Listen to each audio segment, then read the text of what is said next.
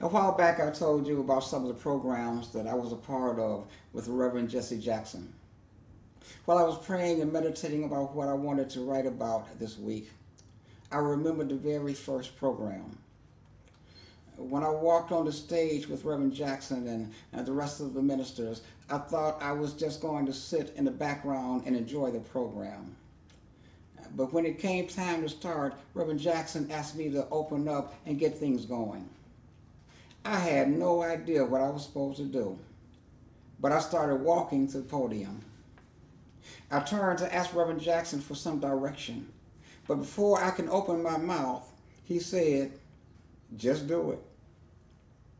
I walked back to the podium and looked at the audience.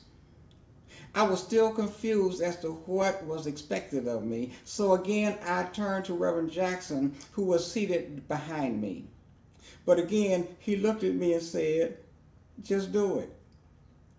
As I returned to the podium, I whispered a prayer, asking God for his help and guidance.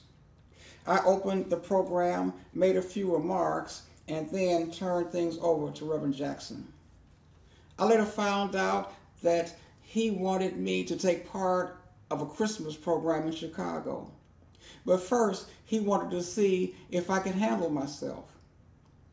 I thank God for helping me pass this test.